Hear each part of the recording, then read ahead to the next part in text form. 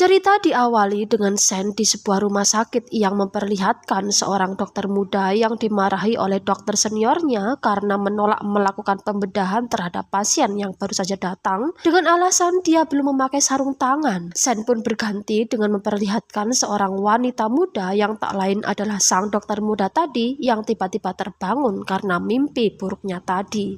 Wanita itu pun bersyukur karena kejadian di rumah sakit tadi hanyalah mimpi saja.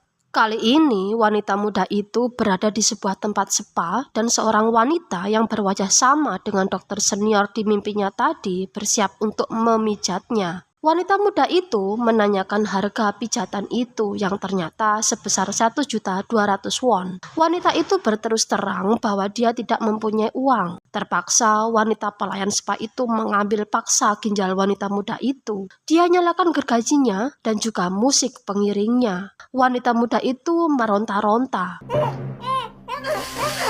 Sen berganti di sebuah kamar tidur di mana terdengar ringtone HP yang sama persis dengan musik pengiring kesukaan pelayan spa tadi.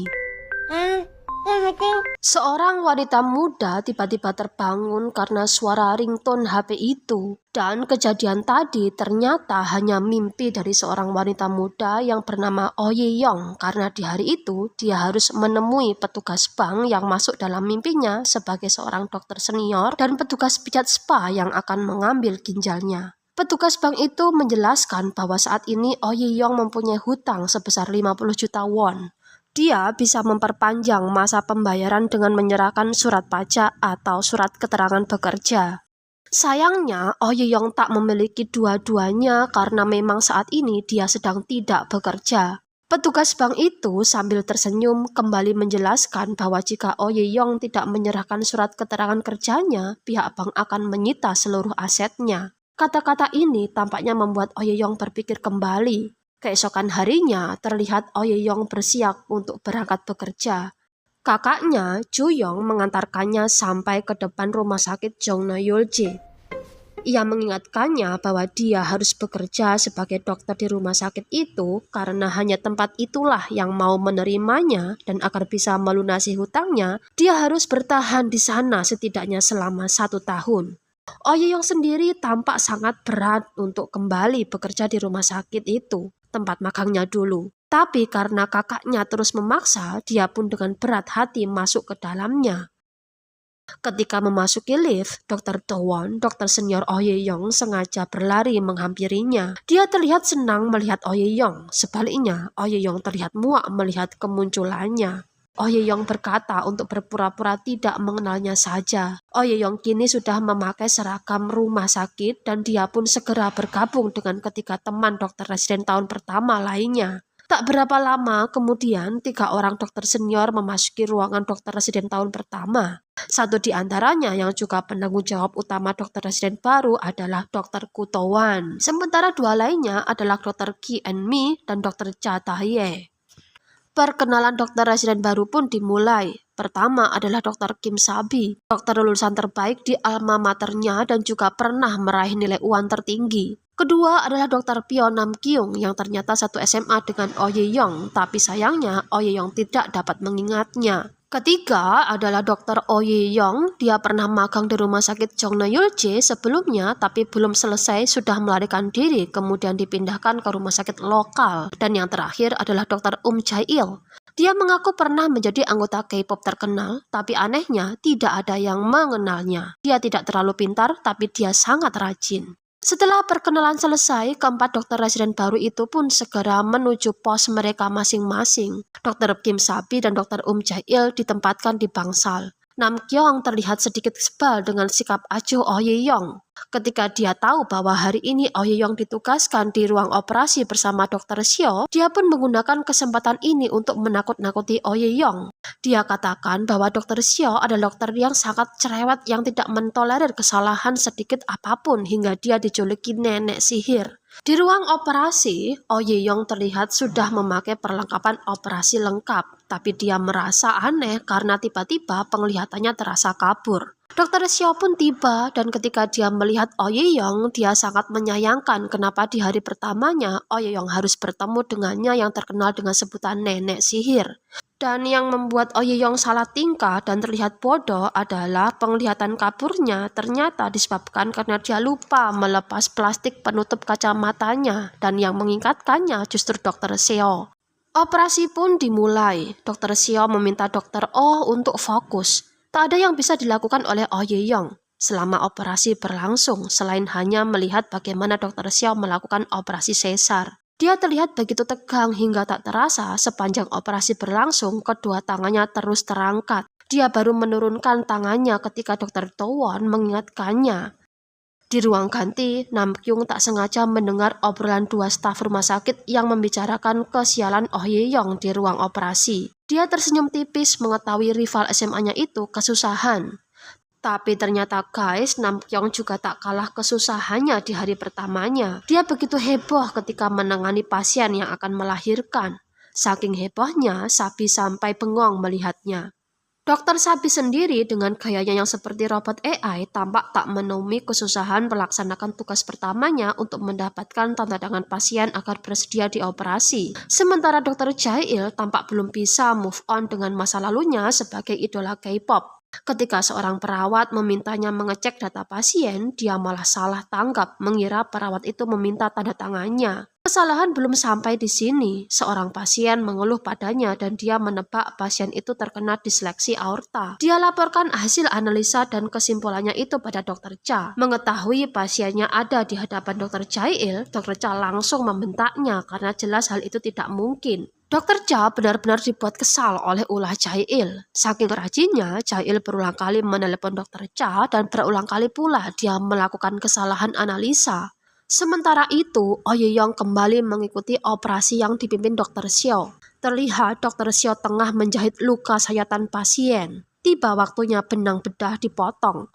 Oh Ye Yong menerima potongan benang itu dari Dokter Seo dan dia diminta untuk membuangnya, tapi dia tidak tahu harus dibuang kemana benang bedah itu. Dokter Towon memberikan isyarat mata pada Oh Ye Yong, tapi sayangnya Oh Ye Yong tidak paham dengan isyarat itu. Karena kesal, Oh Ye Yong dihukum berdiri di pojok ruangan sembari memperhatikan jalannya operasi. Setelah beberapa saat mengamati, Oh Ye Yong baru sadar bahwa potongan benang bedah cukup dibuang sembarangan di lantai. Oh Ye Yong akhirnya membuang potongan benang bedah yang dipegangnya ke lantai, dan dia tampak kesal dengan kebodohannya sendiri. Jail sendiri kali ini terlihat tidak pede untuk melaporkan segala hasil analisanya pada Dokter Cha. Tapi dasar Jail, dia tetap saja mengatakan kesimpulan yang bikin Dokter Cha emosi.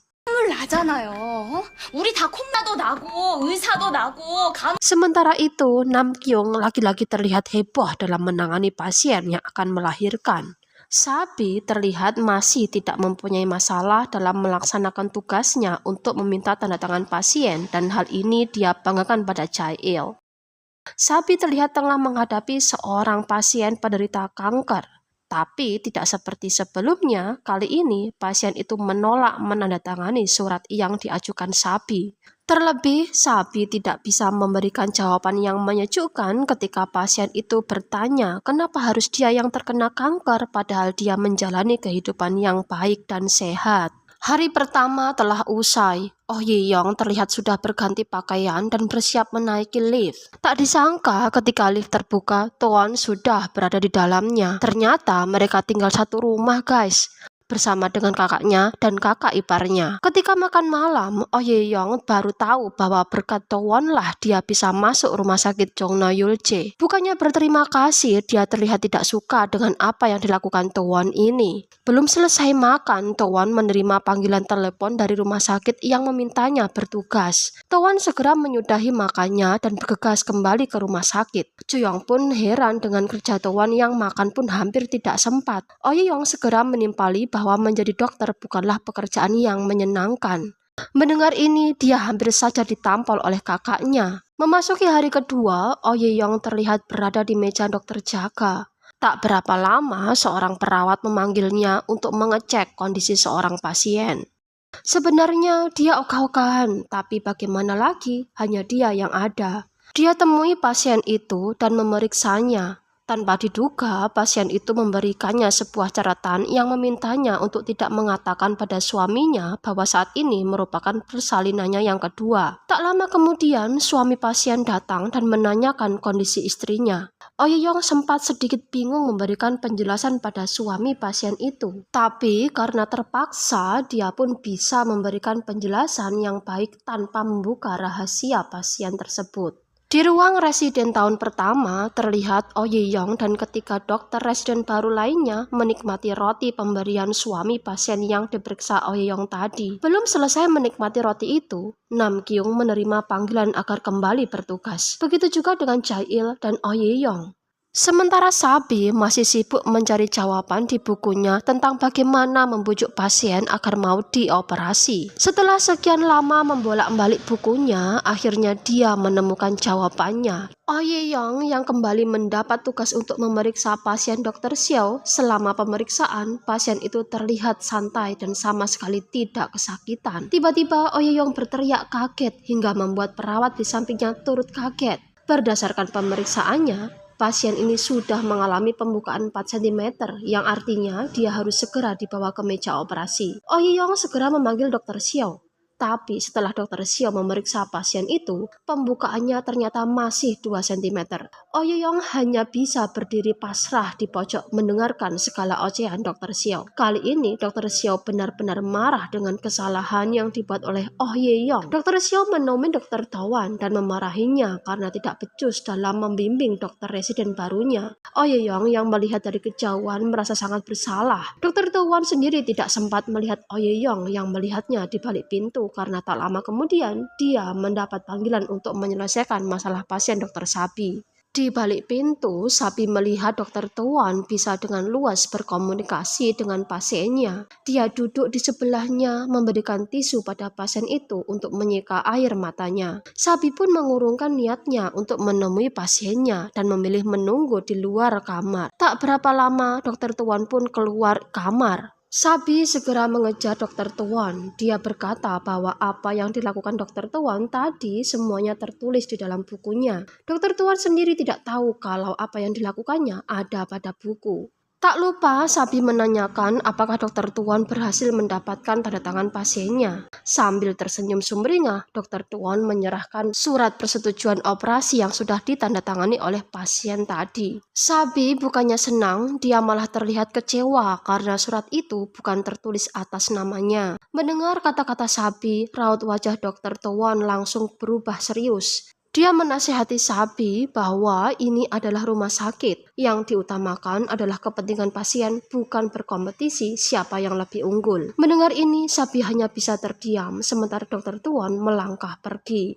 Dengan langkah ragu, Jae-il mendekati Dr. Cha dan memberanikan diri melaporkan hasil analisanya terhadap pasiennya. Berdasarkan pengamatannya, Jae-il menduga bahwa pasiennya mengalami dehidrasi. Dr. Cha menoleh ke arah Jae-il. Jae-il kali ini sudah pasrah apabila kena semprot lagi. Tapi ternyata tidak. Dr. Cha setuju dengan analisa Jae-il. Mendengar ini, Jae-il sangat gembira. Saking gembiranya, dia langsung berlari menemui pasiennya dan lupa menulis resep terlebih dahulu. Kali ini Dr. Cha memakluminya. Dia bersedia menuliskan resep untuk Jae-il. Dr. Cha kali ini benar-benar terkesan dengan kegigihan Jae-il hingga dia bersedia menuliskan nama Jae-il di daftar kontak HP-nya. Dr. Towan dengan langkah gontai mendekati Dr. Cha dan duduk di sampingnya. Dia terlihat sudah cukup lelah. Oleh karenanya, dia berharap tidak ada laporan negatif dari Dr. Cha. Iya, tidak ada keluhan dari Dr. Cha, tapi tak lama kemudian HP-nya berdering. Ternyata Ouyong yang menelepon memintanya agar memanggil Dr. Xiao karena pasiennya sudah siap melahirkan. Dr. Tuan kali ini agak ragu dengan apa yang dikatakan Ouyong karena dia takut Ouyong melakukan kesalahan analisa lagi. Tapi Ouyong kali ini benar-benar yakin dengan analisanya karena si pasien sendiri sudah kesakitan. Oleh karenanya, dia memaksa Dr. Tuan untuk memberitahu Dr. Xiao. Dr. Tuan akhirnya menyuruh Ouyong agar membawa pasiennya ke ruang operasi. dia sendiri akan segera menyusulnya.